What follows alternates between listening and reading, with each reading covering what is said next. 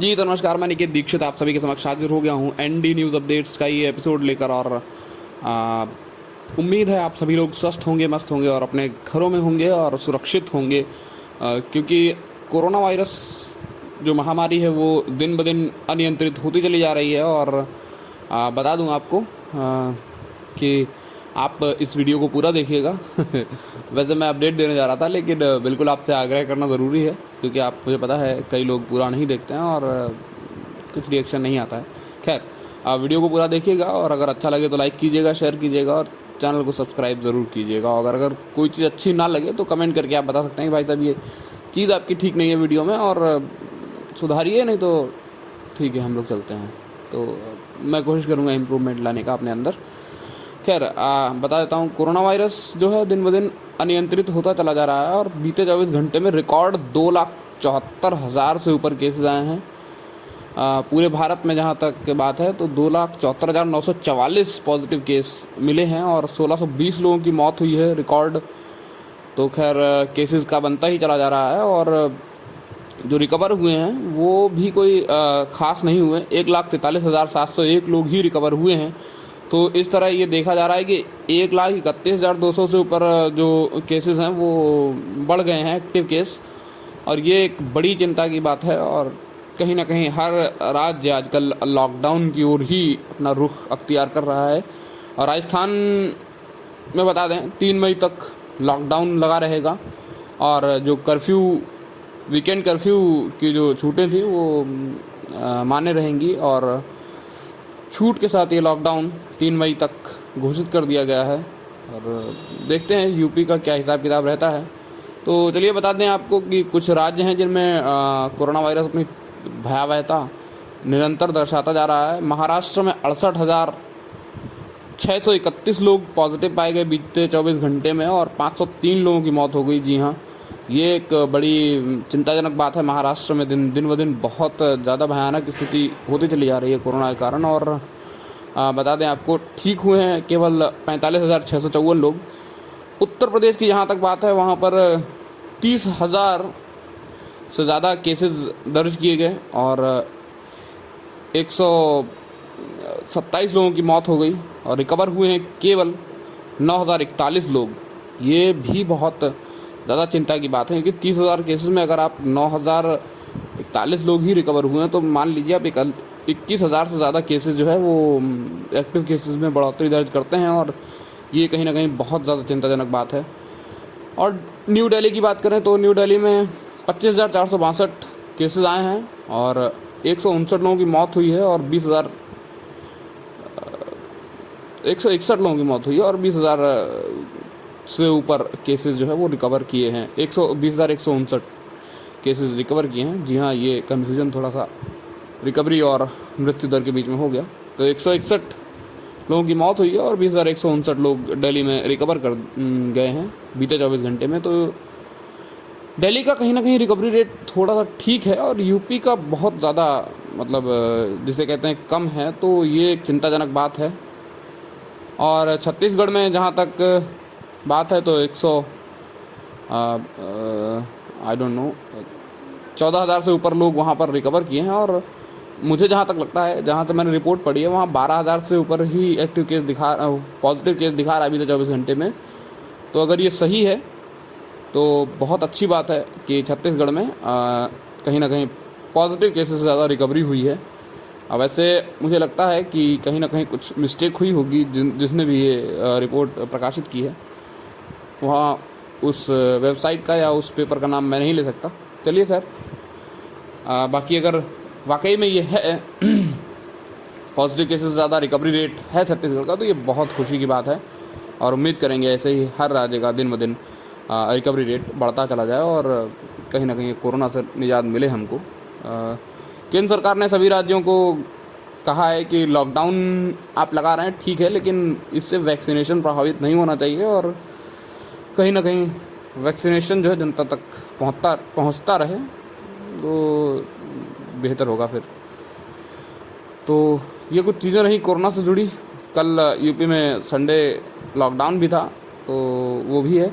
अच्छा, कल फर्रुखाबाद में, जहाँ से मैं ये वीडियो आप तक पहुँचा रहा हूँ, 111 केसेस आए और 3 लोगों की मौत हो गई। ये भी कहीं ना कहीं फर्रुखाबाद के हिसाब से एक बड़ी न्यूज़ है और उम्मीद करते हैं जल्द ही परिस्थितियां जो है नॉर्मल हो जाएं हर जगह। तो चलिए आते हैं क्रिकेट की खबरों पर। देखिए बीते हफ्ते काफ़ी कुछ हुआ। बीते सप्ताह में भुवनेश्वर कुमार को ICC cricketer of the month का अवार्ड दिया गया और साउथ अफ्रीका और पाकिस्तान के बीच जो सीरीज़ ख़त्म हुई उसके बाद नई आईसीसी रैंकिंग जारी हुई ओडीआई की, जिसमें 41 महीने के बाद विराट कोहली की बादशाहत ख़त्म हुई और बाबर आजम ने टॉप रैंक हासिल कर ली और विराट कोहली अब दूसरे नंबर पर वनडे क्रिकेट में हैं। तो ये भी एक बड़ी खबर है। बाकी हम सब जानते हैं विराट कोहली और बाबर आजम के बीच का अंतर, तो खैर उस चीज़ के बारे में चर्चा मैं यहाँ नहीं करूँगा। और चलिए बात करते हैं आईपीएल की। तो परसों मैच था मुंबई और हैदराबाद का। मुंबई ने 150 रन बनाए और रोहित शर्मा ने 32 रन बनाए। कैरन पोलार्ड ने 22 गेंदों पर 35 रन बनाए और आखिरी 2 गेंदों पर लगातार 2 छक्के जड़कर उन्होंने मुंबई का स्कोर 138 से एकदम 150 तक पहुंचा दिया। सबसे ज़्यादा रन बनाए 39 गेंद पर 40 रन क्विंटन डिकॉक ने। विजय शंकर और एक उनके और बॉलर थे, एग्जैक्टली मुझे नाम याद नहीं आ रहा है, तो उन दोनों ने ही 2-2 विकेट लिए। और Vijay Shankar top wicket takers में अगर किसी मैच में आते हैं तो अच्छा लगता है कि हाँ ठीक है, टीम इंडिया का ये ऑलराउंडर प्रोग्रेस कर रहा है। तो और परसों उन्होंने रन भी बनाए थे। खैर 150 रन के जवाब में जब बैटिंग करने उतरी हैदराबाद की टीम तो बहुत अच्छा स्टार्ट उनको मिला। 22 गेंदों पर 43 रन बनाकर डॉनी बेस्टो सबसे पहले आउट हुए और उन्होंने अपना, जैसे कहते हैं, अपने पैर पर कुल्हाड़ी मार ली, क्योंकि अपना विकेट ही मतलब अपना पैर ही विकेटों पर दे मारा कुणाल पांड्या के ओवर में और हिट विकेट हो गए। उसके बाद मनीष पांडे उनको Rahul Chahar the star of the game out कर दिया और राहुल चहार दिन ब दिन अच्छी बॉलिंग करते चले जा रहे हैं, ये बात सही है। और राहुल चहार ने आउट किया। उसके बाद हार्दिक पांड्या के 2 रन आउट बड़े ही क्रूशियल साबित हुए। 2 टॉप स्कोरर, देखिए एक टॉप स्कोरर तो डॉनी बेस्टो थे जिन्होंने अपने आप को खुद ही आउट कर लिया, पैर अपना विकेट पर दे मारा। उसके बाद 2 जो टॉप स्कोरर थे 36 रन बनाकर वार्नर को उन्होंने पवेलियन भेज दिया अपने स्वयं के दम पर, अकेले ही थ्रो किया और गेंद सीधा विकेटों पर जा लगी। और उसके बाद विजय शंकर को भी उन्होंने ही पवेलियन भेजा जिन्होंने 28 रन बनाए और 43, 36 और 28 ये 3 टॉप स्कोर थे और तीनों किसी न किसी गलती की वजह से पवेलियन पहुंच गए। और उसके बाद मुंबई की जो टीम है वो ये मैच 13 रनों से जीत गई। कहीं ना कहीं एक समय पर लग रहा था हैदराबाद बड़ी आसानी से ये मैच जीत जाएगी, लेकिन हमेशा की तरह वही हुआ जो पिछले कुछ मैचेस में होता आया है और Hyderabad 3 out of 3 losing side, और ये बड़ी चिंताजनक बात है कहीं ना कहीं हैदराबाद के खेमे का जहाँ तक सवाल है। तो आते हैं कल के मैच पर। कल बेंगलोर बड़ी ही शांत शुरुआत हुई। पहले ओवर में ज़्यादा कुछ खास नहीं हुआ। दूसरे ओवर में वरुण चक्रवर्ती आए जिन्होंने विराट कोहली और रजत पाटीदार का विकेट लिया। जी हाँ, 3 ही ओवरसीज प्लेयर खिलाए थे कल बेंगलोर की टीम ने। डैन क्रिस्टियन को बाहर बिठाकर रजत पाटीदार को शामिल किया था और वन डाउन भेजा, लेकिन वन डाउन भेजने के बाद कुछ हासिल हुआ नहीं और वो जल्द ही चलते बने। और मैक्सवेल और पडिक्कल के बीच में फिर 58 गेंदों पर 86 रन की एक धमाकेदार पार्टनरशिप हुई, जिस वजह से बेंगलोर इस मैच में वापस आया और देवदत्त पडिक्कल 28 गेंदों पर 25 रन बनाकर मैक्सवेल का अच्छा साथ निभाया पर आउट हो गए। उसके बाद डिविलियर्स और मैक्सवेल का जो शो था वो बड़ा ही इंटरेस्टिंग था। मैक्सवेल ने 49 गेंदों पर, अगर मैं गलत नहीं हूँ तो 49 गेंदों पर 78 रन बनाए और 3 छक्के और 9 चौके लगाए थे। उसके बाद डिविलियर्स का जो शो आया वो बड़ा ही मज़ेदार था। आखिरी 5 ओवर में 70 रन और आखिरी 3 ओवर में 56 रन बेंगलोर ने जोड़े और 204 रन बनाए, जिसमें डिविलियर्स ने 34 गेंदों पर 76 रन की ताबड़तोड़ पारी खेली, जिसमें उन्होंने 3 छक्के और 9 चौके ही लगाए। जी हाँ बिल्कुल। तो मैक्सवेल की ही तरह उन्होंने भी, लेकिन उनका थोड़ा स्ट्राइक रेट बहुत बेहतर था, कहीं ना कहीं 200 से पार। और काइल जेमिसन जब बैटिंग करने आए मैक्सवेल के आउट होने के बाद तो उन्होंने भी बख्शा नहीं और 4 गेंदों पर 11 रन बनाकर नॉट आउट रहे। हरभजन के 1 ओवर में 1 चौका और 1 लंबा छक्का लगाया उन्होंने। तो इस तरह 204 पर स्कोर पहुंचा और जो पारी थी कोलकाता की, वो निरंतर अपने विकेट गंवाती रही। बड़े स्कोर के दबाव में कोलकाता के बैट्समैन जो है वो बड़े स्टार्ट को कन्वर्ट नहीं कर सके बड़ी पारी में, अच्छे स्टार्ट को, क्योंकि 9 गेंदों पर 21 रन बनाए राणा ने। और इस तरह की कुछ इनिंग्स जो हैं वो खेली। शुभमन गिल भी आउट हो गए 25 रन के, शायद मुझे जहाँ तक पता है। राहुल त्रिपाठी भी आउट हो गए, मॉर्गन भी आउट हो गए 29 रन बनाकर। रसल 31 रन बनाए 20 गेंदों पर, और रसल से उम्मीदें थीं, और उन्होंने साकिब के साथ मिलकर चहल के ऊपर एक ही ओवर में 20 रन बनाए, लेकिन कुछ कारगर साबित हुए नहीं टीम के लिए। और 166 रन पर 8 विकेट 20 ओवर में, ये स्कोर रहा टीम का, यानी कि कोलकाता की टीम का। और 38 रनों की एक बड़ी जीत हासिल कर ली बेंगलोर ने, और 3 में से 3 मैच जीत गई। हैदराबाद वहाँ 3 आउट ऑफ 3 है, और बेंगलोर यहाँ 3 आउट ऑफ 3 है। ये भी एक बड़ी खबर है। हालांकि मैं पर्सनली दिल से बेंगलोर को ही सपोर्ट करता हूँ, और मैं किसी खास टीम को सपोर्ट नहीं करता, मैं केवल एक प्लेयर को सपोर्ट करता हूँ, और वो आप सभी जानते हैं कि कौन हो सकता है। जी बिल्कुल, विराट कोहली।